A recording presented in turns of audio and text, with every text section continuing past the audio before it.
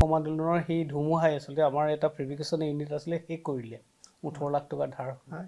তো সেই মই ধাৰ 18 লাখ টকা আৰম্ভ মাৰিবৰ কাৰণে মই আৱিষ্কাৰৰ জগতত মই ভৰি failure is the pillar of success এই কিছুমান কথা যে কয় পিলাৰ নবনাই ফেইলাৰটো ফাৰ্ষ্ট ষ্টেপ আপুনি কিবা এটা কাম কৰিবলৈ হ'লে ফেইলাৰটো হ'ল ফাৰ্ষ্ট ষ্টেপ হয় প্ৰথম ষ্টেপটো ফেইলাৰ হ'বই আৰু ফেইলাৰ হ'লে ভাল এক্সপিৰিয়েঞ্চ গেইন কৰে failure is a way to gain experience sir এটা কি ফেইলাৰৰ কথা আছে এইটো একো তেনেকুৱা একো কথা নাই এইটো ফাৰ্ষ্ট ষ্টেপ সকলোৱে জীৱনত এইটোৱেই ফাৰ্ষ্ট ষ্টেপ আৰু এইটো ৱে টু ছাকচেছ মানুহে মোক বলিয়া বুলি কয় চেৰা বলিয়া বুলি কয় ফাল্টু বুলি কয় সেইটোৱে মোৰ হেৰি আছিলে মোৰ ছ'চাইটিত কোনো স্থান নাছিলে ইভেন পৰিয়ালতো যেন ক'ৰবাত স্থান নাছিলে ক'ৰবাত বিয়া বাৰু এনেকুৱা ধৰক যদি কিবা অনুষ্ঠান হয় এই যে মিতিৰ অহাই নতুন চিনাকি কৰি দিয়ে পৰিয়ালত এই আমুক এইটো এইজন আমুক আমাৰ এইটো মোৰ নামত কোৱা হয় এই কিবা এটা এইটো হেৰি আছে গেৰেজ এটা আছে টুকটাক কৰি থাকে তাতে কিবা কিবি চলি আছে এনেকৈ that was my identity mark আমুকে কি ক'ব আমুকে কি ভাবিব আপুনি একো কৰিব নোৱাৰে সেইটো আপোনাৰ এটা ইনাৰ চাৰ্কুল থাকে তাৰ ভিতৰত তাৰ মাজত 3জন বা 5জন মানুহ থাকে যিকেইজনৰ কাৰণে আপুনি মৰিব নহয় তেওঁলোকৰ কাৰণে আপুনি মৰিব আৰু তেওঁলোক মৰিব আপোনাৰ কাৰণে তেনেকুৱা 5জন একদম নিকট সম্বন্ধীয় থাকে খুব বেছি 3জন বা 5জন থাকিলেতো আপুনি লাকি তাৰপিছত বাহিৰৰ চাৰ্কুলটোত আৰু 15জন থাকে যিখিনি নেকি আপোনাৰ দুখত দুখী হ'ব আপোনাৰ দুখত নমৰে আৰু আপুনিও তেওঁলোকৰ দুখত দুখী হ'ব 15জন মানুহ খুব বেছি হ'লে চাব আপুনি তাৰ বাহিৰত 25জন মানুহ থাকে সেই বাহিৰৰ চাৰ্কুলটোত 25জন মানুহ থাকে যি আপোনাৰ সুখত সুখী হ'ব কিন্তু আপোনাৰ বেয়া এটা শুনিলে তেওঁলোকে বেয়া নাপায় কথাটো সেইখিনি 25জন মানুহ এইখিনি মানুহৰ মাজতে আপোনাৰ গোটেই জীৱনটো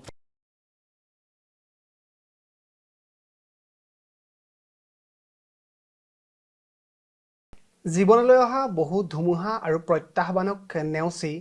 প্ৰায় 183টা যন্ত্ৰ বৰ্তমানলৈকে আৱিষ্কাৰ কৰি বিশ্বৰ দৰবাৰত অসম তথা দেশৰ নাম উজ্বলোৱা এগৰাকী ব্যক্তি যিগৰাকী ব্যক্তিয়ে অসমৰ গ্ৰাম্য অৰ্থনীতি আৰু কৃষকৰ বাবে নিজৰ জীৱন উৎসৰ্গা কৰি আহিছে যিগৰাকী ব্যক্তিয়ে বৰ্তমানলৈকে মই ইতিমধ্যে কৈছোঁ যে 183টাতকৈ অধিক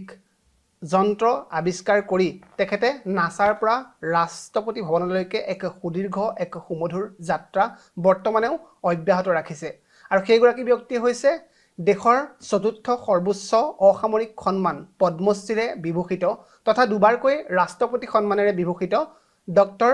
উদ্ধৱ কুমাৰ ভৰালী ডাঙৰীয়া তেখেত আজি আমাৰ লগত এই মুহূৰ্তত উপস্থিত আছে তেখেতৰ লগত আজি বহু কথা পাতিম তেখেতৰ জীৱন সংগ্ৰাম সফলতা বিফলতা প্ৰত্যাহ্বান আৰু আগন্তুক দিনৰ পৰিকল্পনা সম্পৰ্কত আজি আমি অনুষ্ঠান কৰিবলৈ আগবাঢ়িছোঁ নমস্কাৰ মই সঞ্জয় শইকীয়া আৰু কথাৰ চন্দৰে এটা নতুন খণ্ডলৈ আপোনালোক সকলোকে স্বাগতম জনাইছোঁ উদ্ধৱ কুমাৰ ভৰালী ডাঙৰীয়াৰ লগত কথা পাতিবলৈ চেষ্টা কৰিম প্ৰথমতে আপোনাক অনুষ্ঠানৰ মাজলৈ স্বাগতম জনাইছোঁ আৰু আজি আহি আপুনি আমাৰ ষ্টুডিঅ'ত এনেদৰে আহি পালেহি তাৰ বাবে আপোনাক অশেষ ধন্যবাদ জ্ঞাপন কৰিছোঁ হয় আজি কিছু কথা পাতিবলৈ চেষ্টা কৰিম প্ৰথমতে আপোনাৰ পৰা জানিবলৈ চেষ্টা কৰিম আপোনাৰ এই বিজ্ঞানী হিচাপে জীৱনত মানে প্ৰাৰম্ভিক সময়ৰ কালছোৱা বাল্যকাল কেনেদৰে আৰম্ভ কৰিছিলে প্ৰাৰম্ভিক সময়ছোৱা জানিবলৈ চেষ্টা কৰিম বাল্যকালটো যদি কয় একচুৱেলি কথাটো এনেকুৱা যে মই পঢ়া শুনাত ভাল আছিলোঁ ফিজৰ ওপৰতেই মানে স্কলাৰশ্বিপৰ ওপৰতেই পঢ়িছিলোঁ বাৰ্ডেন দিবলগীয়া হোৱা নাই ঘৰৰ আৰ্থিক অৱস্থা সিমান ভাল নাছিলে তো সেইখিনি সকাহ পাবৰ কাৰণে 11 বছৰ বয়স আছিলোঁ মোৰ তেতিয়া দেউতাই এটা তেলৰ মিল খুলিছিলে আৰু তাত মই তেলৰ মিল চলাইছিলোঁ মানে ৰাতি আৰু পঢ়িছিলোঁ লগতে ইমান মানে সহজ নাছিলে সৰুতে 4 বছৰতে মোৰ ভোকৰ লগত চিনাকি হৈছিলে যোৰহাটত আছিল তেতিয়া কাটনিগুৰি স্কুলত পঢ়িছিলোঁ মই LP স্কুলত পঢ়িবলৈ খুব মন আছিলে স্কুললৈ সেইকাৰণে বাইদেউ আছিলে LP স্কুলত কণমাই বাইদেউ আছিলে এতিয়া বোধহয় গোলাঘাটত থাকে তেখেতক গৈ পেলাই সাবত মাৰি ধৰিলোঁ বাইদেউ মোক পঢ়িবলৈ ব'ল স্কুলত পৰা নিদিব মোক যাবলৈ তেতিয়া বাইদেৱে এটকা চেৰনা তেতিয়া দি পেলাই নাম লগাই দিছিলে সেই তেনেকৈ মোৰ জীৱন আৰম্ভণি তাৰপিছতে মইনামেল আছিলে তাতো সেই মই বাহিৰলৈ অসমৰ বাহিৰলৈ যাবলৈ সুবিধা পাইছিলোঁ স্কাউটত তাৰপিছত গোটেই ভাৰতবৰ্ষ ঘূৰিবলৈ পাইছিলোঁ মানে সেই আদাৰ এক্টিভিটিজতো মই মানে মই সেই এৰিয়াটোত মই ভাল আছিলোঁ কিন্তু আৰু বাকী যদি আপুনি পাৰ্চনেলিটিৰ কথা কয় তেতিয়াহ'লে মোৰ ছাৰহঁতে মোৰ নামটো উদ্ধৱৰ ঠাইত উদ্ধত বুলি মাতিছিলে গতিকে আৰু বেছি নকওঁ অলপ উৎপতীয়া আছিলোঁ উদ্ধত বুলি হয় উৎপতীয়া আছিলোঁ অলপ তো সেই তেনেকৈ আৰম্ভ হৈছিল তাৰপিছতে গ'লোঁ বাৰু পঢ়া শুনা হয়তো JBIT কলেজত পঢ়িলোঁ তাৰপিছত যোৰহাট ইঞ্জিনিয়াৰিঙত নাম লৈ ল'লোঁ তাৰপিছতে অসম আন্দোলনৰ এখন পৰিপ্ৰেক্ষিতত এইটো আৰু এতিয়া নিউ জেনেৰেশ্যনে নাজানে সেইখিনি কথা তো সেইটো কাৰণে বাহিৰলৈ গুচি গ'লগৈ তাৰপিছতে আপোনাৰ মই লাষ্ট ছিমেষ্টাৰ আছিলোঁ মেকানিকেল ইঞ্জিনিয়াৰিং তেতিয়া মই গম পালোঁ যে অসম আন্দোলনৰ সেই ধুমুহাই আচলতে আমাৰ এটা ফেব্ৰিকেশ্যন ইউনিট আছিলে শেষ কৰিলে 18 লাখ টকা ধাৰ তো সেই মই ধাৰ 18 লাখ টকা আৰম্ভ মাৰিবৰ কাৰণে মই আৱিষ্কাৰৰ জগতত মই ভৰি দিলোঁ এইটো কিমান চনৰ কথা 88 চনৰ কথা তেতিয়া মই প্ৰথম কিছু এইটো বৰ দীঘলীয়া হ'ব এই পৰিক্ৰমটো গতিকে সিমান দীঘলীয়ালৈ নাযাওঁ কিন্তু সেইটো বাধা অতিক্ৰম কৰিবৰ কাৰণে মই প্ৰথম এটা পলিথিন মেচিন বনাবলগীয়া হৈছিলে যিটো মেচিনৰ দাম তেতিয়া 5,70,000 টকা আছিলে অসমলৈ আনোতে বম্বেৰ পৰা আনিবলৈ অসমলৈ অনা মেলাত 7 লাখ টকা যায় মই ইয়াতেই আপোনাৰ কেবাৰীৰ পৰা বস্তু বাহানি এনেকৈ যোগাৰ কৰি 1 লাখ টকাৰ 67,000 টকাত মই মেচিনটো বনাইছিলোঁ মোক বেংকে 1 লাখ টকা লোন দিবলৈ ৰাজি হৈছিলে আৰু তাৰ পৰাই আজি আৰম্ভণি তাৰপিছতে যেতিয়া সেই প্ৰথম ছাকচেছটো হোৱাৰ পিছতে আকৌ আপুনি জানেই যে উত্থান পতন সেয়ে জীৱন আৱিষ্কাৰৰ জীৱন তেতিয়া মই যেতিয়া আৱিষ্কাৰটোৱেই যেতিয়া মই প্ৰফেশ্যন হিচাপে ল'বলৈ চেষ্টা কৰিলোঁ তেতিয়াই সংঘাত আহিছিলে পৰিয়াল ছ'চাইটি চবতে মই বৰ হেয় হিচাপে মোক হেৰি কৰা হৈছিলে বা মানে কোনেও এইটো বিচাৰত লখিমপুৰৰ নিচিনা জেগাৰ পৰা আপুনি আৱিষ্কাৰ হিচাপে আৰু তেতিয়াৰ দিনত আজি ইনোভেশ্যন শব্দটো যিভাগে গ্লেমাৰাছ শব্দ সব ইনষ্টিটিউটত ইনোভেশ্যন আৰু সেইকাৰণে এই অধমৰ সকলো জেগাতে ইনষ্টিটিউটত অকল স্থান এটা আছে কথাটো এইটোৱে কিন্তু তেতিয়া no one was talking about innovation section তো সেই তেনেকুৱা হেৰিত আপোনাৰ আপুনি ক'ব লাগিব যে প্ৰেৰণাত আছিলোঁ হয়তো কিন্তু মই এটা কথা খুব ভালকৈ জানিছিলোঁ even dog has a day মই জানিছিলোঁ এদিনটো মোৰ দিন আহিব তাৰপিছতে ঘটনাক্ৰমত গৈ 2007 চনত মই ডালিমৰ গুটি খোৱা মেচিনটো বনালোঁ যিটো কি চবেই ট্ৰাই কৰি আছিলে ইভেন আমেৰিকাও ট্ৰাই কৰি আছিলে মোৰ প্ৰথম মেচিনটোৱে আমেৰিকালৈ গৈছে 30 বছৰ ছাকচেছফুল মেচিন এতিয়াও ছাকচেছফুল হাইলি ছাকচেছফুল তাৰপিছত মই ডিস্কভাৰী চেনেলে মোৰ ওপৰত ডকুমেণ্টেৰী বনালে আৰু মই ৱৰ্ল্ডত এষ্টাব্লিছ হৈ গ'লোঁ এজন ইণ্টাৰনেশ্যনেল ইন'ভেটৰ হিচাপে মোৰ পৰিক্ৰমাটো অসমত নহয় কিন্তু প্ৰথমে মই বাহিৰত এষ্টাব্লিছ হৈছোঁ ইণ্টাৰনেশ্যনেল ইন'ভেটৰ হিচাপে তাৰপিছতহে মোৰ 11টা টেকন'লজি ফৰেনত চলে এতিয়াও তামোলৰ বাকলি গুচোৱা মেচিন ডালিমৰ এনেকৈ বহুতখিনি মেচিন তাৰপিছত মই ভাৰতবৰ্ষই মোক তাৰপিছত আদৰি ল'লে মই ৰাষ্ট্ৰপতি প্ৰথম 2009 চনত ৰাষ্ট্ৰপতি এৱাৰ্ড পালোঁ তাৰ আগতে CC সন্মান পালোঁ 2007 চনত তাৰপিছত মেৰিটিয়াছ ইনভেনশ্যন এৱাৰ্ড পালোঁ চাৰ্টিফিকেট অফ মেৰিট পালোঁ ফ্ৰম গভৰ্ণমেণ্ট অফ ইণ্ডিয়া এনেকৈ ৰাষ্ট্ৰীয় স্বয়ংশ্ৰী এনেকৈ এইখিনি পাই শেষত মই পদ্মশ্ৰী পালোঁগৈ তাৰ আগতে আৰু এবাৰ কৈ থওঁ নাছা ক্ৰিয়েট দ্য ফিউচাৰ ডিজাইন কণ্টেষ্টত মই ৱৰ্ল্ডৰ শীৰ্ষ 10জন ইন'ভেটৰ এজন হিচাপে মোক স্বীকৃতি পালোঁ 2 বছৰ 12-13 তো সেইখিনি লৈ মোৰ গোটেই হেৰিটো আৰু কেতিয়ানো মোৰ এই আৱিষ্কাৰটো প্ৰফেশ্যন হ'ল গমেই নাপালোঁ এতিয়া মোৰ 183টা মোৰ আৱিষ্কাৰ হৈ গ'ল হাতত কালি ডেটলৈকে 53টা এছাইনমেণ্ট আছে আৰু সদায় এইটোৱেই স্থিতি মই যেন যদি মাহেকত মই 2টাও আৱিষ্কাৰ কৰোঁ আৱিষ্কাৰ যেন এতিয়া ধেমালি মানে জব ৱৰ্কছৰ নিচিনা হৈ গ'ল কাম কৰি কৰি এনেকুৱা হৈ গ'ল যে আৰু মানুহেও এছাইনমেণ্ট এনেকুৱা ধৰণে দিয়ে আপুনি এইটো 3 মাহত কৰি দিয়ক আৱিষ্কাৰ কৰিছোঁ বুলি নাভাবে তেওঁলোকেও নাভাবে নেকি মইতো নাভাবোঁ এইটো বেলেগ কথা কিবা ধৰণৰ আৰু এই কষ্ট যিটো হয় বা হেৰি হয় এইটো এনজয় কৰিবলৈ শিকিলোঁ মই ছাত্ৰ ছাত্ৰীসকলৰ লগতো আপোনালোকৰ যিহেতু মহান উদ্দেশ্য থাকে ছাত্ৰ ছাত্ৰীসকলক উদ্গনি দিয়াত মই এটা কথা এটা এইখিনিতে শ্বেয়াৰ কৰি দিওঁ এই failure of the pillar of success failure is the pillar of success এই কিছুমান কথা যে কয় পিলাৰ নবনাই ফেইলাৰটো ফাৰ্ষ্ট ষ্টেপ আপুনি কিবা এটা কাম কৰিবলৈ হ'লে ফেইলাৰটো হ'ল ফাৰ্ষ্ট ষ্টেপ হয় প্ৰথম ষ্টেপটো ফেইলাৰ হ'বই আৰু ফেইলাৰ হ'লে ভাল এক্সপিৰিয়েঞ্চ গেইন কৰে failure is a way to gain experience sir এটা কি ফেইলাৰৰ কথা আছে এইটো একো তেনেকুৱা একো কথা নাই এইটো ফাৰ্ষ্ট ষ্টেপ সকলোৱে জীৱনত এইটোৱেই ফাৰ্ষ্ট ষ্টেপ আৰু এইটো ৱে টু ছাকচেছ গোটেই কথাটো বুজি পাইছেনে আৰু যেতিয়া যিকোনো এই কামটো সাধাৰণতে চাওক ইনোভেশ্যন প্ৰফেশ্যন তাৰমানে কি মই সেইটো কৰি মই ভাতকেইটা উলিয়াওঁ যিটো কাম কালিলৈকে কোনেও কৰা নাই তাৰমানে কি তেতিয়াহ'লে ডেফিনেটলি নতুন কাম এটা কৰিছোঁ ৰিস্ক বা কিবা বা কষ্ট হ'ব ন এনজয় আপুনি নিজৰ কামটো যিয়ে এনজয় কৰে সিয়ে ভাল সিয়ে ছাকচেছফুল হ'ব কোৱা হয় যে ইউ ষ্টাডি হাৰ্ড ষ্টুডেণ্টক কোৱা হয় আৰু কি কাৰণে হাৰ্ড কৰিব আপুনি কোঠাৰে ঘূৰি পলা নাই এনজয় ইউৰ ষ্টাডি বাছ যি কৰিছে তাক ফূৰ্তিত এনজয় কৰক ছাকচেছ সকলো ষ্টুডেণ্টৰ ছাকচেছ গেৰাণ্টি যি ফিল্ডতেই নহওক কিয় আৱিষ্কাৰ বুলি মোৰ কথা কোৱা নাই, পঢ়ক কিবা কৰক যিয়ে কৰক, কামটো এনজয় কৰক। যেতিয়া কাম এটাত হাত দিব ধৰি ল'ব যে এইটো মোৰ কাম আৰু মই এইটো with my full sense and mind আৰু মোৰ ফুল অফাৰিংছ, মই মানে সম্পূৰ্ণ নিজকে সমৰ্পণ কৰি এই কামটো কৰিম। ছাকচেছ কেনেকৈ নহ'ব চাওক আপুনি।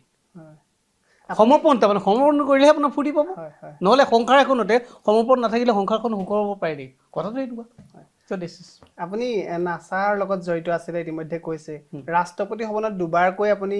সন্মান পাইছে, তাৰ উপৰিও পদ্মশ্ৰী পাইছে। এই যিসমূহ আপুনি এৱাৰ্ড পায় বা সন্মান পায়, সেইসমূহে আপোনাক কেনেদৰে অনুপ্ৰাণিত কৰে? চাওক, প্ৰথমবাৰ যেতিয়া ৰাষ্ট্ৰপতি এৱাৰ্ডটো পাইছোঁ, CC চৰমান তাৰ আগতে পাইছোঁ, তাৰ আগতে বহুত এৱাৰ্ড পাইছোঁ। তো সেই প্ৰথমবাৰ যেতিয়া ৰাষ্ট্ৰপতি সেইদিনাখন বৰ দুখ লাগিছিলে। তাৰমানে মানুহে মোক বলিয়া বুলি কয়, চেৰা বলিয়া বুলি কয়, ফাল্টু বুলি কয়। সেইটোৱে মোৰ হেৰি আছিলে। মোৰ ছ'চাইটিত কোনো স্থান নাছিলে, ইভেন পৰিয়ালতো যেন ক'ৰবাত স্থান নাছিলে। ক'ৰবাত বিয়া বাৰু এনেকুৱা ধৰক যদি কিবা অনুষ্ঠান হয়, এই যে মিতিৰ অহাই নতুন চিনাকি কৰি দিয়ে পৰিয়ালত, এই আমুক এইটো এইজন আমুক আমাৰ এইটো মোৰ নামত কোৱা হয়, এই কিবা এটা এইটো হেৰি আছে, গেৰেজ এটা আছে, টুক টাক কৰি থাকে, তাতে কিবা কিবি চলি আছে এনেকৈ। That was my identity mark. তো তাৰপিছত আপুনি প্ৰেচিডেণ্ট এৱাৰ্ড পাই যাওঁ। মই যেতিয়া ল'বলৈ গৈছোঁ মই কাকো কোৱাই নাই, সেইকাৰণে চুপচাপ গৈছোঁ। কিজানি এইটো নহয়, মই কিবা মানুহটো মানে সংকুচিত কৰি পেলোৱা হৈছিলে, চাইড লাইন ল' লাইন। সেয়ে জীৱনটোত মানে কি ক'ম আপোনাৰ, জীৱনটোত ডিছকমফৰ্ট থাকিব লাগে। ডিছকমফৰ্ট জ'ন থাকিলেহে আপুনি, আৰু ডিছকমফৰ্টটো আপুনি এইটো ফিল কৰিব পাৰিব লাগিব। ডিছকমফৰ্ট হ'লেই নহ'ব, ডিছকমফৰ্ট আপুনি ফিল কৰক, তেতিয়াহে কমফৰ্ট জ'নলৈ যাত্ৰা হ'ব পাৰে, নহ'লে নহয়। তাৰপিছতো আপুনি দেখিলে মই সকলো পালোহি, তাৰপিছত আকৌ মই জীৱনত মোৰ আকৌ সংঘাত নমাই আনিলে। এই পৃথিৱীখন এনেকুৱাই, হয় আপুনি নিজেই পৰিব, নহয় আপোনাক কোনোবাই পেলাই দিবলৈতো মানুহ ৰেডি আছে, পেলাই দিব কোনোবাই। কিন্তু সেইটো ডাঙৰ কথা নহয়, পৰি পেলাই উঠিলে কিন্তু এক্সট্ৰা এনাৰ্জি গেইন হয়, যিটো মোৰ ক্ষেত্ৰত হয়। ইউ কেনট ব্ৰেক মি। মোৰ ওপৰত ষড়যন্ত্ৰ কৰিছে, কিবা কৰিছে, বহুত ডাঙৰ চব পাৱাৰফুল মানুহ দেশত থাকে। ইভেন আপোনালোকৰ এটা পৰ্চন অফ মোৰ লখিমপুৰ, আপোনালোকৰ গ্ৰুপছৰ মানুহ আছে এটা পৰ্চন, তেওঁলোকৰ তো আজিকালিতো পকেট চাইজ মানুহ চব জেগাতে আছে, কিন্তু কিছুমান মানুহ ব্ৰেক কৰিব নোৱাৰে। জেনুইন বস্তুটো কেতিয়াও কোনেও আজিলৈকে ব্ৰেক কৰিব পৰা নাই। মই সকলোকে কওঁ, যদি জেনুইন কিবা এটা ক্ষেত্ৰত যদি চিনচিয়াৰিটি আছে, নবডি কেন ব্ৰেক ইউ। আৰু প্ৰব্লেম আহিব এখন ছ'চাইটি। ইয়াতে আৰু এটা ডাঙৰ কথা এইখিনিতে কৈ যাওঁ সকলোকে, চাওক আপোনাৰ জীৱনত কাক কাক লগ পাই নহয়, আপুনি 3টা চাৰ্কুলৰ মাজত আপোনাৰ গোটেই কথাটো চলে। আমি যে চিন্তা কৰোঁ আমুকে কি ক'ব, আমুকে কি ভাবিব, আপুনি একো কৰিব নোৱাৰে। সেইটো আপোনাৰ এটা ইনাৰ চাৰ্কুল থাকে, তাৰ ভিতৰত তাৰ মাজত 3জন বা 5জন মানুহ থাকে, যিকেইজনৰ কাৰণে আপুনি মৰিব, নহয় তেওঁলোকৰ কাৰণে আপুনি মৰিব, তেওঁলোক মৰিব আপোনাৰ কাৰণে। তেনেকুৱা 5জন একদম নিকট সম্বন্ধীয় থাকে, খুব বেছি 3জন বা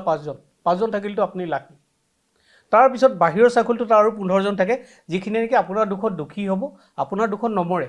আৰু আপুনিও তেওঁলোকৰ দুখত দুখী হ'ব। 15জন মানুহ খুব বেছি হ'লে চাব আপুনি। তাৰ বাহিৰত 25জন মানুহ থাকে, সেই বাহিৰৰ চাৰ্কুলটোত 25জন মানুহ থাকে, যি আপোনাৰ সুখত সুখী হ'ব,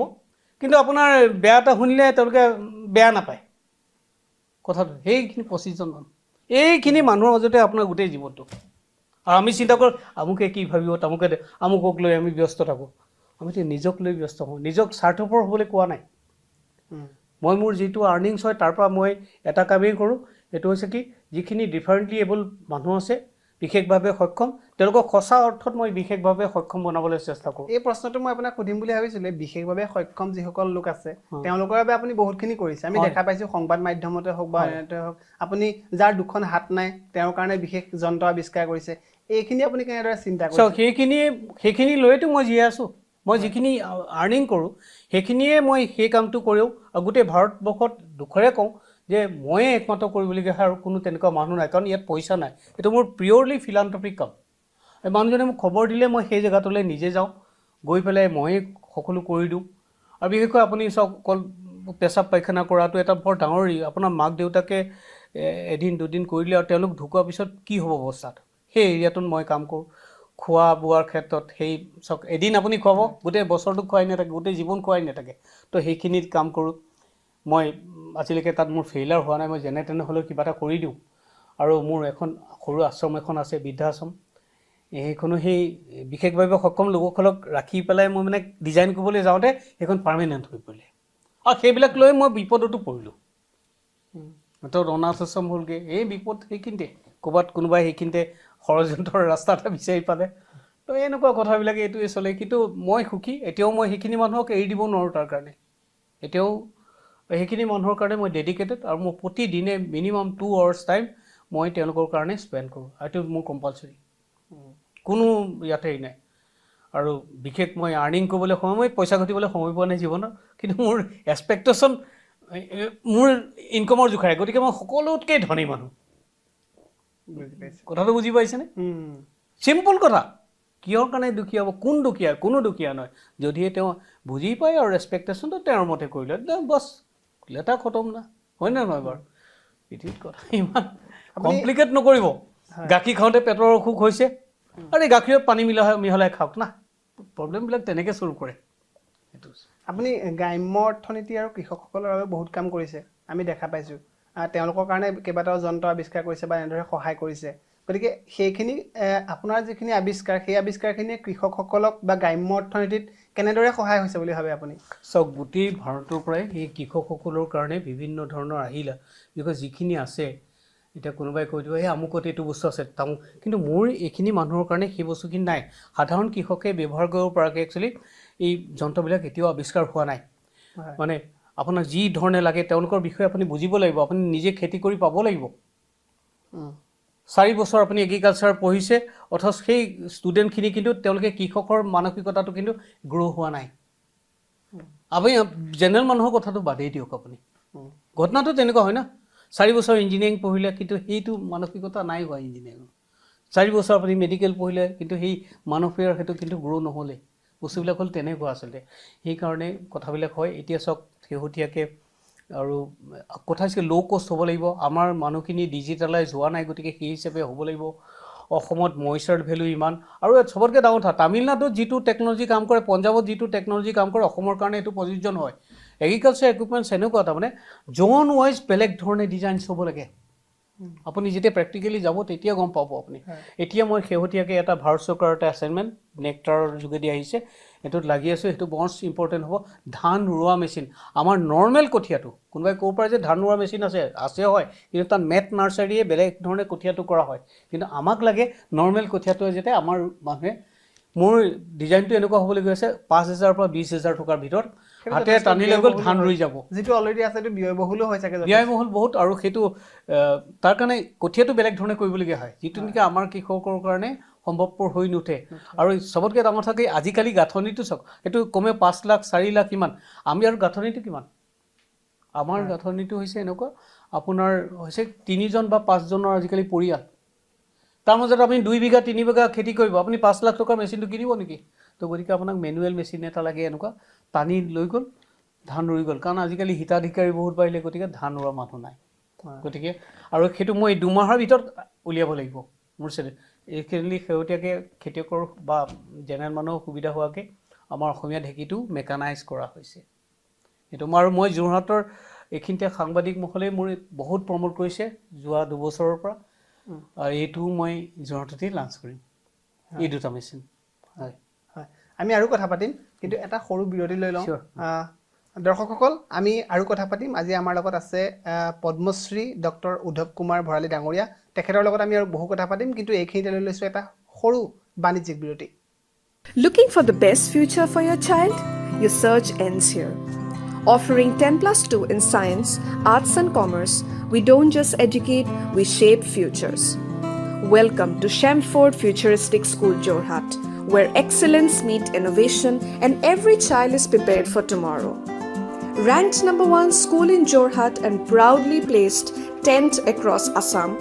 this institution has been honored by EduConnect In with an ECI rating of 4.11, placing it in the elite category. So why wait? Stop pondering and take action, because your children deserves nothing but the best. Call now at 99544 88337 or 86382 44073. আপুনি আপোনাৰ ব্যৱসায়ৰ প্ৰচাৰৰ বাবে চিন্তা কৰিছে নেকি? আপোনাৰ দোকান প্ৰতিষ্ঠান বা যিকোনো অনুষ্ঠানৰ বিজ্ঞাপনৰ সকলো সমস্যা সমাধান তথা সঠিক প্ৰচাৰৰ বাবে এতিয়াই এনজে মিডিয়াৰ সৈতে যোগাযোগ কৰক আমাৰ যোগাযোগ নম্বৰ 8638916352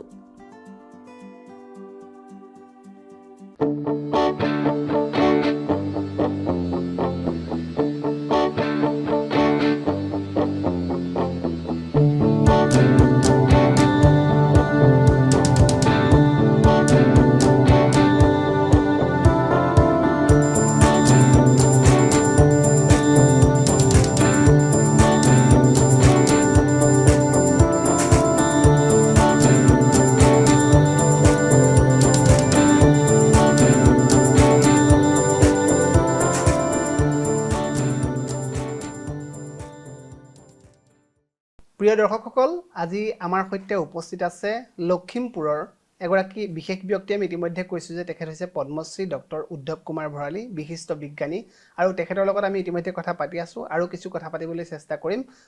ডাঙৰীয়া আপোনাৰ ওচৰলৈ আহিছোঁ পুনৰবাৰ এটা প্ৰশ্ন সোধো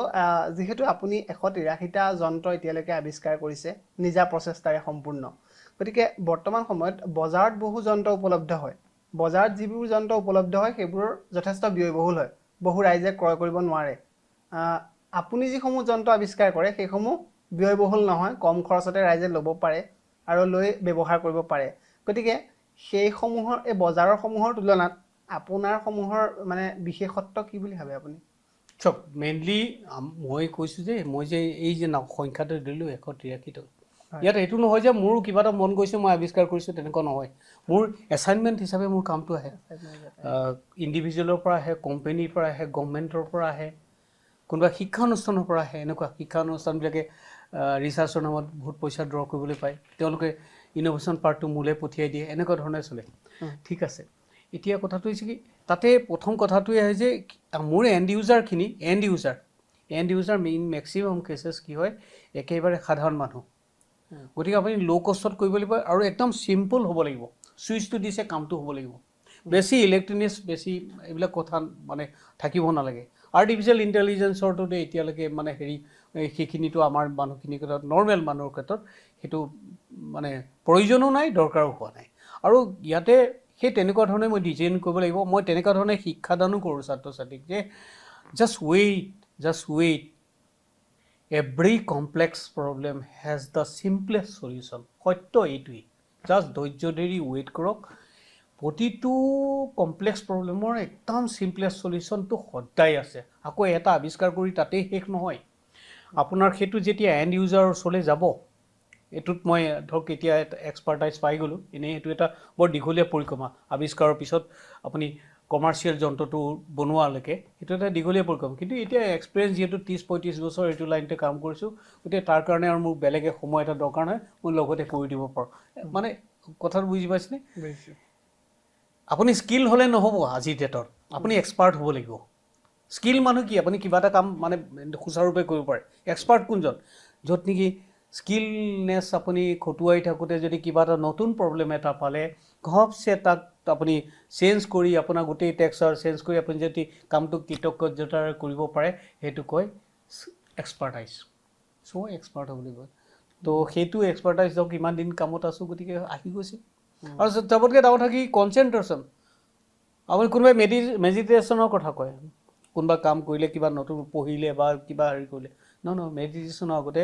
first you need to have that is concentration আপোনাৰ কনচেনট্ৰেশ্যন আহিব লাগিব এই কামটো কনচেনট্ৰেশ্যনৰ কাম টোটেল কনচেনট্ৰেশ্যন মই যেতিয়া আৱিষ্কাৰ থাকোঁ মই বাকী একোৱেই মনত নাথাকে মই সেইকাৰণে I cannot be a family man মই একো বুজি নাপাওঁ মোৰ প্ৰব্লেম বহুত হয় ঠিক আছে এইটো আপোনাৰ সেই তেনেকৈ যেতিয়া আপুনি টোটেলি ডেডিকেট হৈ যায় তেতিয়া আপুনি আল্টিমেট চলিউশ্যনটো চিম্পলেষ্ট চলিউশ্যনটো পাই যায় আৰু সেইকাৰণে মোৰ এই বস্তুখিনি সমাদৃত হয় আৰু নহ'লেতো এণ্ড ইউজাৰ ক'ব ন আপোনাক আৰু এটা ভাল কি মোৰ এছাইনমেণ্ট হিচাপে যিহেতু কামবিলাক আহে গতিকে মোৰ এণ্ড ইউজাৰ মোৰ থাকেই যিজনে ব্যৱহাৰ কৰিব তেওঁ ৰেডি আছে ব্যৱহাৰ কৰি তেওঁ কিবা প্ৰব্লেম পালে লগত কৰি দিলে আৰু মই অপশ্যন ৰাখোৱেই ইমিডিয়েটলি তাক এটেণ্ড কৰি তাক ৰেক্টিফাই কৰি দিওঁ কথাটো এইটো আকৌ এটা আৱিষ্কাৰ হোৱাৰ পিছত চবতকৈ ডাঙৰ কথা কি 10 বাৰ আৰু ট্ৰাই কৰোঁ 10 বাৰ এটা সংখ্যা কৈছোঁ, 10 বাৰ নহ'ব পাৰে, 10 বাৰ ট্ৰাই কৰোঁ, ইয়াতকৈও ভাল কিবা হ'ব পাৰে নেকি। আৰু মোৰ এটা ইগ'ও আছে এই ক্ষেত্ৰত। মই নিবিচাৰোঁ মোৰ কামটোত কোনোবাই খুঁত উলিয়াব আৰু সি কোনোবাই ভালকৈ কৰিব মোতকৈ ভালকৈ, সেইটো মই আই ডু নট এলাউ ডেট। মই গতিকে মোৰ পিনৰ পৰা মই শেষ কৰি দিব বিচাৰোঁ চব। একেবাৰে বেষ্ট য়েছ কথাটো কৈছে সেইটো ইগ' কিন্তু মোৰ আছে। মই উইনাৰ হিচাপে থাকিব বিচাৰোঁ, মই হাৰিব নিবিচাৰোঁ, যাতে কোনেও ক'ব নোৱাৰে মোৰ কামত মই খুঁত ৰাখিব নিবিচাৰোঁ। সেইকাৰণে মই প্ৰতিটো 4-5টা মই পইচালৈ নাচাওঁ, মই কেইটকা পালোঁ সেইটো মই নাচাওঁ। মই বিচাৰোঁ যে মোৰ যেতিয়া সেইটো যাব তাত মই মোৰ ফটোটো থাকিব, মানে কথাটো এনেকুৱা যে যি নেকি মোৰ যিটো ইগ'ৰ ফটোটো থাকিব তাতে, যে yes I have done it and perfectly I have done it. বিজ্ঞানৰ যিসমূহ আৱিষ্কাৰ তাৰ কিছুমান আৱিষ্কাৰ আমি দেখোঁ পৰিৱেশৰ বিপৰীতে যোৱা বুলি বিভিন্ন সময়ত এনেকুৱা অভিযোগ উত্থাপন হয়, কিন্তু আপোনাৰ যিসমূহ আৱিষ্কাৰ আছে প্ৰায়ভাগ আৱিষ্কাৰে পৰিৱেশৰ লগত জড়িত। পৰিৱেশৰ লগত এতিয়া সেইটো হ'ব লাগিব। হয়, মানে বহনক্ষম উন্নয়নৰ লগত যদি সমানে আগুৱাই যাবলৈ হয় বিজ্ঞানৰ আৱিষ্কাৰসমূহ, তেতিয়াহ'লে আমি কেনেদৰে যাব লাগিব বুলি আপুনি ভাবে? চাওক, বহনক মানে আপুনি যিটো নেচাৰৰ প্ৰাকৃতিক স্থিতি যিটো, সেই স্থিতিটো ৰাখি আপুনি কামটো কৰিব লাগিব। অকল প্ৰাকৃতিক স্থিতিয়ে নহয়, ইয়াত থকা মানুহৰ জীৱ জন্তুৰ কথা বা এৰি উলিয়াই সকলোৰে স্থিতিটো অক্ষত ৰাখি আপুনি টেকন'লজি ডিজাইন কৰাটোহে ডাঙৰ কথা। আৰু এইটো অসম্ভৱ বুলি কথা নহয়, শ্বৰ্টকাট ল'বলৈ যায় কাৰণেহে অসম্ভৱ যেন দেখায়, প্ৰতিটোৱে সম্ভৱ। এতিয়া ধৰক এই ধান ৰোৱা মেচিনটোৰ কথাই যে ক'লোঁ, মই এইটো আৱিষ্কাৰটো কেনেকৈ কৰিছোঁ, এনেকুৱা ধৰণে মই কেনেকৈ ভাবিছোঁ, মই ভাবিছোঁ যে ঠিক আছে মই সেই ৰোৱনীগৰাকী চাকৰিটো খাব নোখোজোঁ, সেই ৰোৱনীগৰাকীয়ে কামটো কৰিব, কিন্তু তেওঁ একদম কষ্ট নোপোৱাকৈ কৰিব। কোনোবাই ভাবেনে কেতিয়াবা তেওঁ যে বেণ্ডিং হৈ যায়, তেওঁ কঁকালত কি হয়? কোনোবাই ভাবেনে সেই পথাৰখনত যে আপুনি বেকেটা ভাগেত গোন্ধায়, সেই গোন্ধটো এটা গেছ আৰু সেই গেছটো স্বাস্থ্যৰ কাৰণে ভাল নহয়? আজিৰ ডেটত মানুহৰ ইমান শক্তি আছেনে? কোনোবাই ভাবেনে যে বোকাত ভৰিটো যেতিয়া সোমাই যায় উলিয়াই আনোতে কিমান কষ্ট হয়, কিবা এটা তাৰ কাৰণেও ডিজাইন এটা হ'ব লাগে। বেলেগ ধৰণৰ জোতা এযোৰ আজিলৈকেতো ৰোৱনী দাৱনীয়ে হালোৱাৰ কাৰণে হ'ল নেকি? কথা চাওক, কিন্তু দৰকাৰ নাই বুলি ভাবিছে নেকি আপুনি কওক? আপুনি কি এক্সট্ৰা ফিটিং দিছে, তেওঁ সেই ষ্ট্ৰেংথটো ক'ৰ পৰা পাব আপুনি কওকচোন বাৰু। চাওক, যেতিয়া চাবলৈ দেৰি আছে কিন্তু আপোনাৰ ক'ত কি লাগে সেইটো কাৰণে কৈছোঁ। এটা আপুনি আৰু বাকী এটা সুন্দৰ প্ৰশ্ন হৈছে যিটো বহনক্ষমৰ কথা কৈছে, সেইটো সকলো স্থিতি অক্ষুত ৰাখি আপুনি কামটো কৰিব। আপুনি গছ কাটিছে, পানীৰ পৰিমাণ বঢ়াওক, কাৰণ চাওক একদম চিম্পুল কথা এটা কৈছোঁ, পৃথিৱীত 3 ভাগ পানী, 1 ভাগ গছ গছনি বা মানুহৰ স্থান, নহয়নে? পৃথিৱীৰ গোটেইখিনিতে বায়ু আছে, অক্সিজেন আছে। সেই 3 অংশতটো অক্সিজেনৰ প্ৰডাকশ্যন নাথাকিলে হ'লহেঁতেন বাৰু কওকচোন? নহ'লেহেঁতেন। মই যদি আপোনাক কওঁ যে গছপাত এইবিলাকে 30% অক্সিজেনহে যোগান ধৰিছে, বাকীখিনিয়ে পানীয়ে ধৰিছে, আপুনি কি ক'ব তেতিয়া? সত্য কিন্তু এইটোৱেই। এতিয়া পানীৰ সাগৰৰ তলত অক্সিজেন ডেভেলপ কৰিব পৰা ছিষ্টেম ওলাইছে,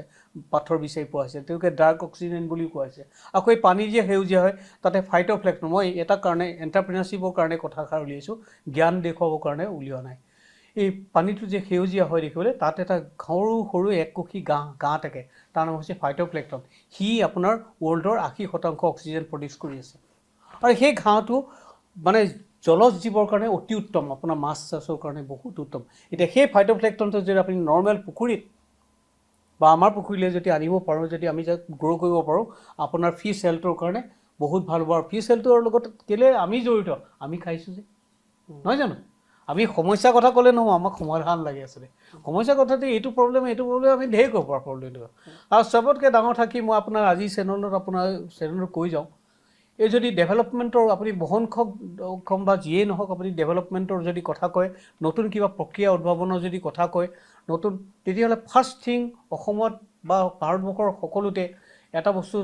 হ'ব লাগে, আমি প্ৰথমে প্ৰব্লেমছ, যিকোনো সকলো ছেক্টৰতে প্ৰব্লেমৰ এটা এনচাইক্ল'পিডিয়া এখন বনাব লাগে। কি problem, list out the problem আৰু একৰ্ডিংলি ছল্ভ কৰি যাওক, এটা এটাকৈ ছল্ভ কৰি যাওক। প্ৰপাৰ মানুহ আছে, দিয়ক, ডিষ্ট্ৰিবিউট কৰক, দেখিব অসম এনেই উন্নতি হ'ল। আৰু লগতে আপুনি সেই ডেভেলপমেণ্টৰ লগে লগে আৰু এটা থাকে এমপ্লয়মেণ্ট, লগতে আহি যায়। আপোনাৰ মেইন কথা কি, আজিৰ ডেটত আপুনি যিয়ে নতুন কাম কৰক, এমপ্লয়মেণ্ট কিন্তু শেষ কৰিব নোৱাৰিব। আৰ্টিফিচিয়েল ইণ্টেলিজেঞ্চৰ কাৰণে কিছু এমপ্লয়মেণ্ট যাব, কিন্তু আৰ্টিফিচিয়েল ইণ্টেলিজেঞ্চটো একদম সহজ কৰি দিয়ক, যাতে আমাৰ নৰ্মেল গাঁৱৰ বৃদ্ধ মানুহজনেও যাতে ব্যৱহাৰ কৰিব পাৰে কিন্তু সেই শিক্ষাদান কৰা কিন্তু মোৰ এটা দায়িত্ব এটা পাইছোঁ মই চাইবাৰ চিটি বিলাকত এতিয়া মই যাওঁ আৰু সেইমতে মই কৰিবলৈ এটা সুবিধা পাইছোঁ ৰিচেণ্টলি মই উৰিষ্যাও গৈ আছোঁ পুনেও গৈ আছোঁ গুৰগাঁও গৈ আছোঁ সেইটো অসমত তেনেকুৱা পৰিৱেশ এতিয়ালৈকে অহা নাই তো উপায় নাই কি কৰিব এতিয়া ইভেন আৰু এতিয়া সেই আৰু এটা ছেক্টৰ আপোনালোকে আৱিষ্কাৰৰ ক্ষেত্ৰত যদি কয় আৰু এটা ছেক্টৰ চাব লাগে চাওক এটা অংশ যদি য়ং এটা অংশটো বৃদ্ধও না আপুনি য়ংসকলৰ কাৰণে এইটো স্কিম ধেৰ আছে আফটাৰ 60 যিসকলে পেঞ্চন পোৱা নাই যিসকলে চাকৰি কৰে তেওঁলোকৰ কাৰণে জীৱনটো কি শেষ নেকি একোৱেই নাপায় ইঞ্চুৰেঞ্চ পৰ্যন্ত নাপায় তো আপোনালোকে তেওঁলোকৰ এমপ্লয়মেণ্টৰ জেনেৰেশ্যনৰ কাৰণে কিবা কৰিব লাগে নকৰে বাৰু ঠিক আছে অন্ততঃ ইমানটোতে শিকাওক বৃদ্ধ নহ'ব জ্যেষ্ঠ হ'বলৈ শিকাওক কি কৰি তেওঁলোকে অন্ততঃ জ্যেষ্ঠ হৈ যাতে জীৱনটো শেষ কৰিব পাৰে অন্ততঃ তেওঁলোকৰ ইকনমিক বাৰ্ডেনটোতো বাচিব ইনোভেশ্যন সেই তাতো কৰিবলগীয়া আছে বহুত নহয়নে চব এটা কথা সোধো এইখিনিতে বিদ্যালয়সমূহত যদি ছাত্ৰ ছাত্ৰীসকলক মানে বিদ্যালয়ৰ সময়ৰ পৰাই পাঠ্যপুথিৰ ক্ষেত্ৰত কেৱল পুথিগত শিক্ষাতে আবদ্ধ নাৰাখি ব্যৱহাৰিক জ্ঞান বা উদ্ভাৱনীমূলক শিক্ষা কেনেদৰে দিব লাগে বুলি আপুনি ভাবে সেইটোৱে চবতকৈ ইম্পৰ্টেণ্ট কথা আজি শিক্ষাৰ গোটেই থেমটোৱে হ'লগৈ লাৰ্ণ টু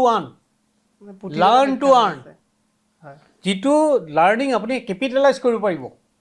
নহ'লে চাওক আপুনি ইমানখিনি ছাবজেক্ট আছে মই দুখেৰে কওঁ বা খেপেৰে কওঁ যে শিক্ষাবিলাকৰ প্ৰতিটো লেচনৰ এগেইনষ্টত আৰু এখন কিতাপ হ'ব লাগে আৰু এটা ছাবজেক্ট হ'ব লাগে যে এই যিটো ছাবজেক্ট পঢ়ুৱালোঁ তাৰ পচিবল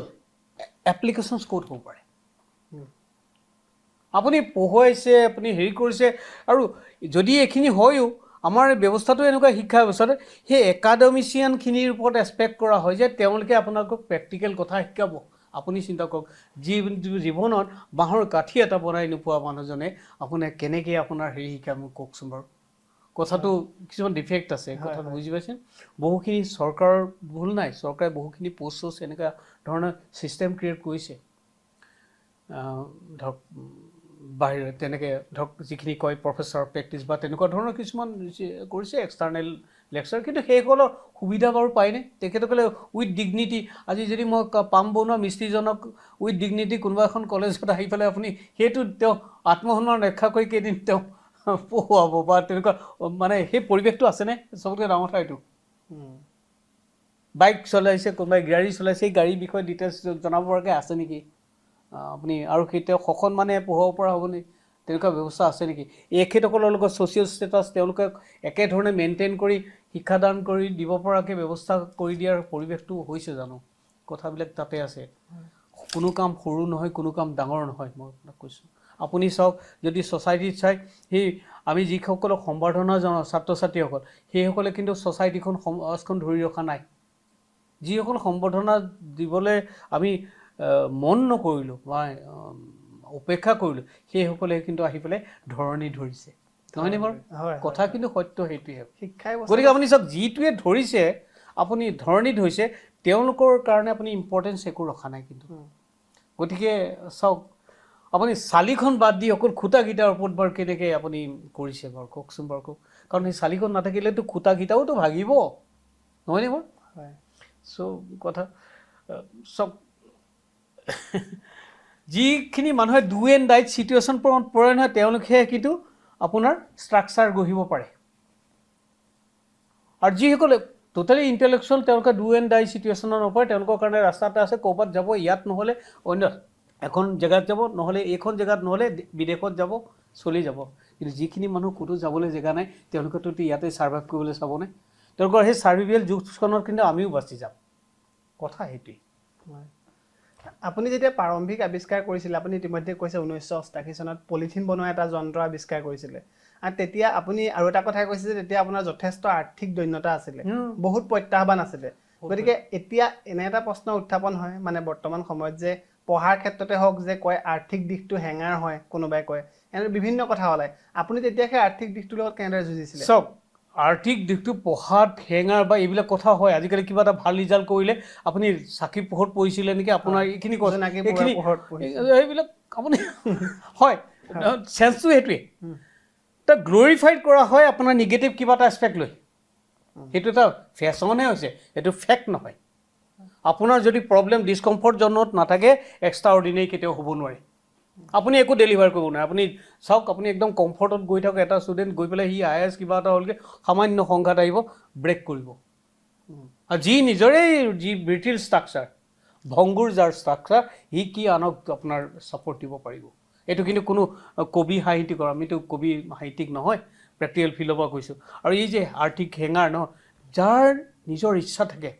সি কৰিব পাৰিবই যদি কোনোবাই তাত লেম এক্সকিউজৰ কোনো পৃথিৱীত জীৱনৰ স্থান নাই কিন্তু লেম এক্সকিউজ কৰি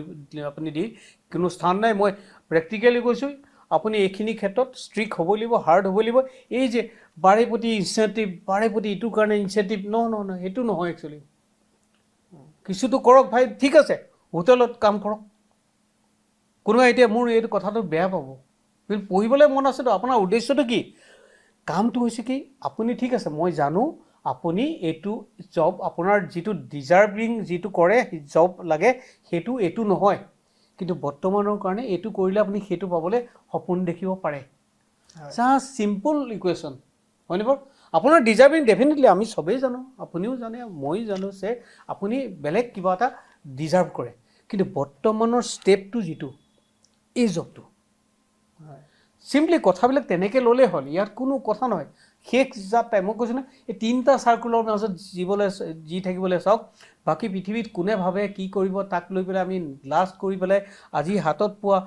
কামটো আমি নকৰোঁ সেইটো কথা নহয় আপুনি কি কৰি পঢ়িছে সেইটো ডাঙৰ কথা নহয় পঢ়ি পেলাই কি কৰিলে সেইটোহে ডাঙৰ কথা এনে কাম কৰক যি নেকি 10জন আদৰ্শ আজিৰ ডেটত মোক সেইজন মানুহে আমাৰ কাৰণে প্ৰয়োজনীয় যিজন মানুহে আন 10জনৰ কাৰণে নিয়োগ সৃষ্টি কৰিব পাৰে নিয়োগ এটা ডাঙৰ সমস্যা নিয়োগ এটা আৰু নিয়োগৰ বিষয়ে যিটো আলোচনা হ'ব লাগে সেই আলোচনাখিনি মই প্ৰপাৰ আলোচনা ইয়াত হৈছে বুলি নাভাবোঁ আৰু প্ৰপাৰ পৰিৱেশ তৈয়াৰ হোৱা নাই তাৰ কাৰণে কিন্তু সেই মুৰব্বীসকল অলপ বেলেগ এটা লাইনৰ পৰা আহিব লাগিব মই ভাবোঁ দক্ষতাৰ বহুত কৰা হৈছে আকৌ এবাৰ কৈছে দক্ষতা ছাফিচিয়েণ্ট নহয় এক্সপাৰ্ট হ'ব লাগিব আৰু এক্সপাৰ্ট হ'বলৈ শিক্ষাটো কিছু যেন বেলেগ হ'ব লাগে বুলি মই ভাবোঁ কাৰণ মই একেবাৰে কোনোবা 0ৰ পৰা আহে মইতো নিগেটিভ 18 লাখৰ পৰা আহিছোঁ গতিকে কিছু এক্সপিৰিয়েঞ্চ মোৰো হৈছে মই এক্সপিৰিয়েঞ্চখিনি শ্বেয়াৰ কৰিছোঁ কাৰোবাৰ যদি দুখনীয় হৈছে মই তাৰ বাবে ক্ষমাহে খুজিব পাৰোঁ কিন্তু মই এই ভুল আকৌ এবাৰ কৰিম আকৌ ক'ম একেটা কথাকে ক'ম আপুনি যে ব্যক্তিগত লাভালাভৰ চিন্তা নকৰি ৰাইজৰ কাৰণে কাম কৰি আহিছে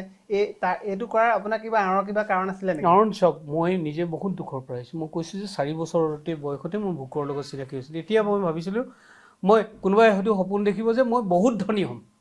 মোৰ সেইটো সপোন নাছিলে মোৰ হৈছে যেতিয়া যদি মই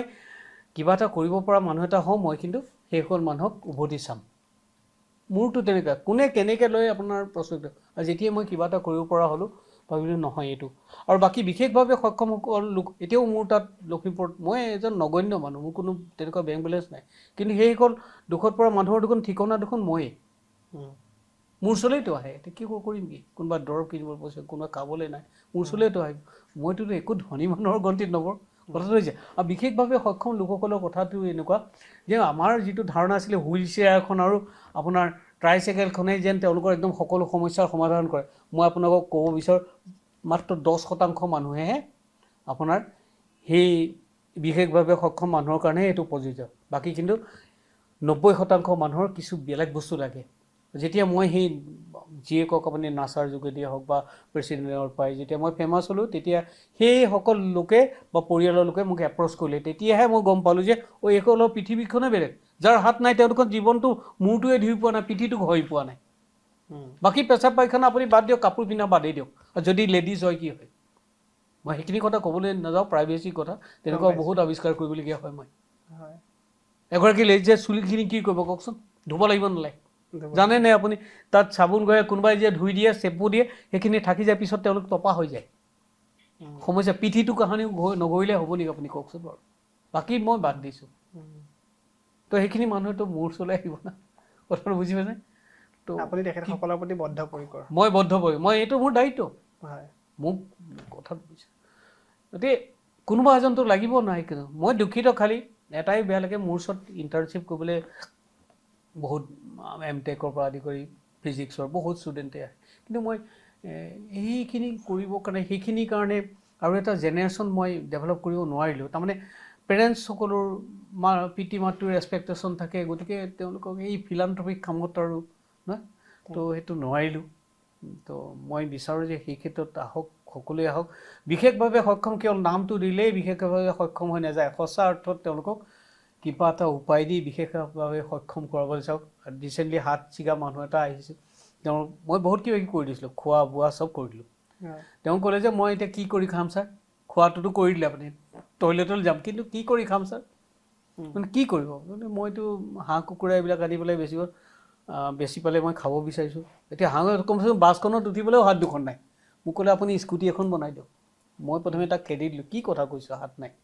তো লাষ্টত ভাবিছিলোঁ পচিবল, লাষ্টত মই তেওঁক এখন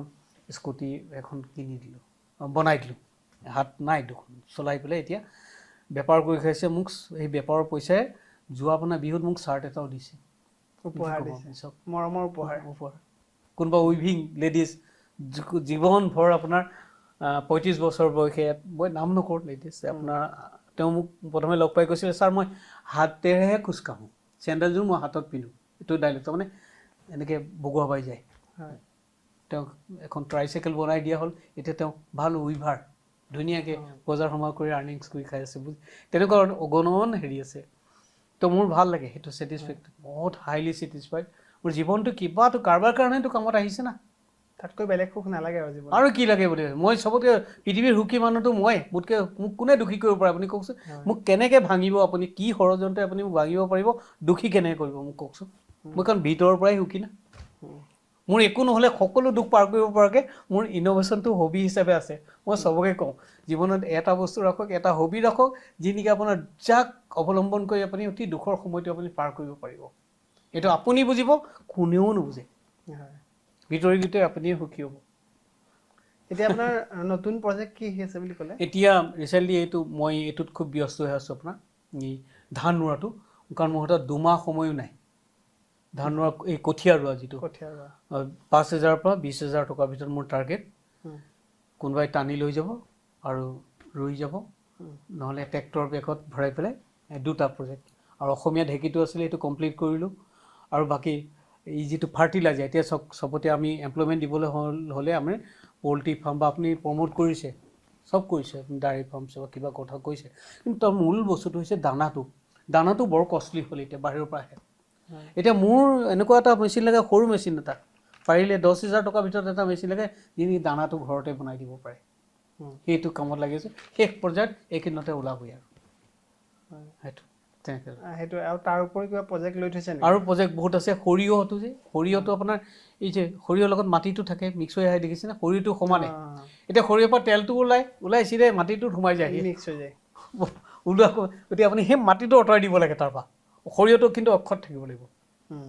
আকৌ অৰুণাচলত আপোনাৰ ৰাং কুকুৰে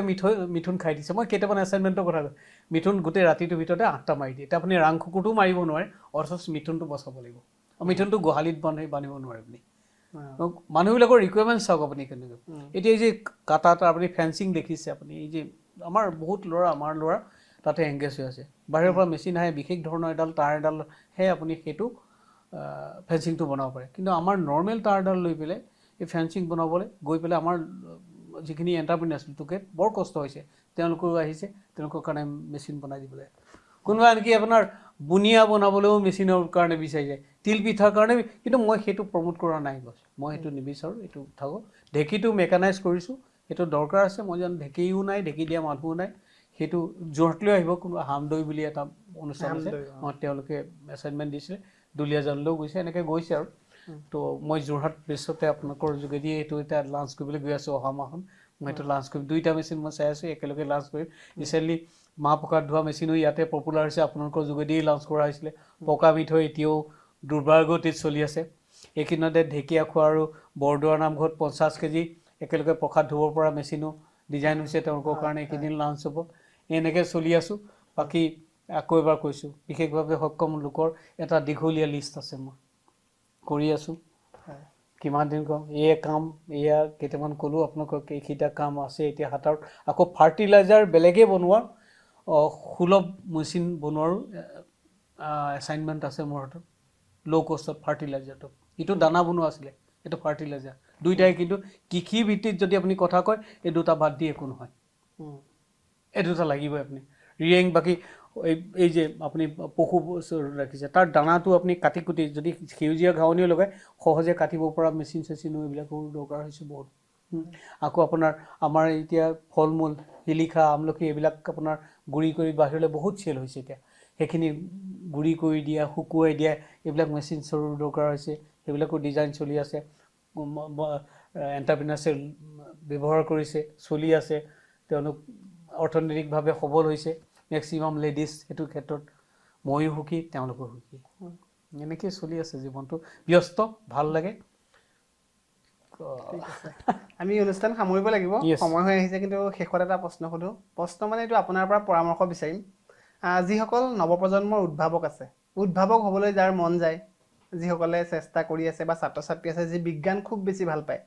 তেওঁলোকৰ বাবে আপোনাৰ দৰে কাম কৰিবলৈ কিবা পৰামৰ্শ আপুনি আগবঢ়াব নেকি মুহূৰ্তত প্ৰথম কথাটো আপোনাক গুৰিতে এটা কথা কৈ দিওঁ উদ্ভাৱক হ'বলৈ আপুনি বিজ্ঞান পঢ়িব লাগিব তেনেকুৱা কম্পালচৰি নহয় আপুনি ইঞ্জিনিয়াৰ হ'ব লাগিব তেনেকুৱা কোনো কথা নাই মাত্ৰ বিজ্ঞানে মানসিকতা লাগে বিজ্ঞান মানসিকতা কিনো বাৰু আপুনি গোটেই জীৱনভৰ আপুনি কুকুৰ গৰু দেখি আছে এতিয়া যদি মই আপোনাক সুধোঁ যে কোনটো ঠেং আগত গৈছে দৌৰোতে উত্তৰ দিবলৈ দিগদাৰী পাব কিন্তু হয়নে বাৰু অথচ মই জীৱনভৰ চাই দিলোঁ এই কুৰ্চিয়েল অবজাৰ্ভেশ্যনটো লাগে মই কাপটো তুলিলোঁ এনেকৈ এতিয়া হাতটো মোৰ আঙুলিত কোন পজিশ্যনত আছে এইটো এবাৰ মই ভাবি চাব লাগিব কথাটো বুজি পাইছেনে এইটো হ'ল বিজ্ঞান মানসিকতা মহটোৱে আপোনাক কামুৰিছে আপুনি হাতেৰে মাৰিব গৈছে ইমান ক্ষুদ্ৰ জীৱটো অথচ মহটো পলাই গৈছে কেনেকৈ সম্ভৱ হ'ল তাৰমানে মহটোৱে আপোনাৰ হাতখন শ্ল' মোশ্যনত দেখিব লাগিব এই কথাবিলাক তেনেকৈ ধৰণে ভাবিব লাগিব নহয়নে সেই ভবাৰ মানসিকতাটো প্ৰথম দৰকাৰ অনাটো চিন্তাধাৰাটো আনি লওক আপুনি কি কাৰণে কিখিনি বিজ্ঞানৰ কি বিষয় লাগে সেইখিনি আৰ্টছৰ একদম বা আধা পঢ়া মানুহজনেও শিকি ল'ব পাৰিব চবতকৈ ডাঙৰ কথা সেইটো আৰু প্ৰথম গৈ পেটেণ্ট লৈ পেলাই নাম কমোৱা সেইখিনি বাদ দিয়ক পেটেণ্ট আপোনাক ৰাইজে দিব আপোনাৰ যদি কামটো যদি বস্তুটো যদি সঁচাকৈ উত্তম হয় ব্যৱহাৰ উপযোগী হয় ব্যৱহাৰ কৰি যদি ভাল পায় মানুহে আপোনাক পেটেণ্ট দিব আপুনি তাৰ কাৰণে পিছত যাব নালাগে প্ৰথম যিটো কৰে তাৰমানে সেইখিনিতে থাকি যায় সেইটো নহয় সেইখিনি বাদ দি জাষ্ট কামটো প্ৰেক্টিকেলি এপ্লাই কৰক প্ৰথম এপ্লিকেশ্যন আৰু যি আৱিষ্কাৰ কৰিব সেইটো সময়ৰ প্ৰডাক্ট হ'ব লাগে যেনেকৈ আপোনাৰ social media is not product of technology it is a product of time আপোনাৰ যিটো কাম কৰিব সেইটো সেই সময়ত প্ৰয়োজন থাকিব লাগিব আপুনি ভাবিলে বুলি কিবা এটা আৱিষ্কাৰ কৰিব নোৱাৰে তেনেকুৱা হ'লে আপুনি এটা হেৰি পাব অকণমান মিডিয়াত দুই এটা নাম পালে তাৰপিছত কিন্তু চেছ আৰু কোনো ছাকচেছেই আপোনাক মানুহে মনত নাৰাখে যদিহে ছাকচেছ আপোনাৰ কনচিষ্টেঞ্চি নাথাকে এটা ছাকচেছ পালে আপুনি যেনে মেট্ৰিকতে খুব ভাল পঢ়িলে পাছ কৰিলে হায়াৰ ছেকেণ্ডেৰী 0 তাৰপিছত 0 কোনো হেৰি নাই মানুহে ক'ব যে এই 22 লাখ কি পালে ছাকচেছ কনচিষ্টেঞ্চি হ'বলৈও ছাকচেছৰ আপোনাৰ এইটো লেভেলটো মেইনটেইন কৰিব লাগিব এটা হাইট পোৱাটো ডাঙৰ কথা নহয় হাইটটোত মেইনটেইন হৈ থাকিবৰ কাৰণে সেইটোৱে ডাঙৰ কথা যদি মেইনটেইন কৰি ৰখাৰ প্ৰিপেৰেশ্যন থাকে তেতিয়াহ'লে হাইট ল'বলৈ চেষ্টা কৰিব আদাৰৱাইজ নৰ্মেলি লাইফটো কটাওক আৰামত থাকক ধন্যবাদ জ্ঞাপন কৰিছোঁ আৰু অনুষ্ঠান আজি ইমানতে সামৰণি মাৰিছোঁ প্ৰিয় দৰ্শকসকল তেখেত আছিল লখিমপুৰ নিবাসী তথা সমগ্ৰ বিশ্বতে তেখেতৰ এটা চিনাকি নাম ডক্টৰ উদ্ধৱ কুমাৰ ভৰালী বিজ্ঞানৰ ক্ষেত্ৰখনত তেখেতে বহু বছৰৰ পৰাই কাম কৰি আহিছে আৰু বহুকেইটা যন্ত্ৰ ইতিমধ্যে আৱিষ্কাৰ কৰিছে আৰু তেখেতৰ যন্ত্ৰ আমেৰিকাৰ দৰে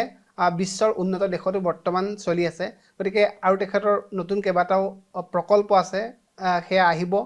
পুনৰ ৰাইজৰলৈ তেখেতে আগবঢ়াব গ্ৰাম্য অৰ্থনীতি কৃষক বিশেষভাৱে সক্ষম সকলো সাধাৰণ লোকৰ প্ৰতি তেখেতৰ সদায় অগ্ৰণী ভূমিকা আছে আৰু তেখেতৰ পৰাও আমিও ভৱিষ্যতে এনেদৰে বিভিন্ন আৰু নতুন যন্ত্ৰৰ আমি আশা কৰিম তেখেতেও ৰাইজলৈ এনেদৰে আগবঢ়াব আৰু এনেদৰে বিজ্ঞান চিন্তাধাৰাৰে সমাজখন আগুৱাই যাব আৰু আজিৰ কথাৰ চন্দৰে এই খণ্ডটি ইমানতে সামৰিছোঁ পুনৰ এটা নতুন খণ্ডত আপোনালোক সকলোকে লগ পাম চাই থাকিব NJ Media ধন্যবাদ Looking for the best future for your child? Your search ends here. Offering 10+2 in science, arts and commerce, we don't just educate, we shape futures. Welcome to Shamford Futuristic School, Jorhat, where excellence meets innovation and every child is prepared for tomorrow. Ranked #1 school in Jorhat and proudly placed 10th across Assam, this institution has been honored by EduConnect In with an ECI rating of 4.11, placing it in the elite category. So why wait? Stop pondering and take action, because your children deserves nothing but the best. Call now at 99544 88337 or 86382 44073. আপুনি আপোনাৰ ব্যৱসায়ৰ প্ৰচাৰৰ বাবে চিন্তা কৰিছে নেকি? আপোনাৰ দোকান, প্ৰতিষ্ঠান বা যিকোনো অনুষ্ঠানৰ বিজ্ঞাপনৰ সকলো সমস্যা সমাধান তথা সঠিক প্ৰচাৰৰ বাবে এতিয়াই এনজে মিডিয়াৰ সৈতে যোগাযোগ কৰক। আমাৰ যোগাযোগ নম্বৰ 8638916352।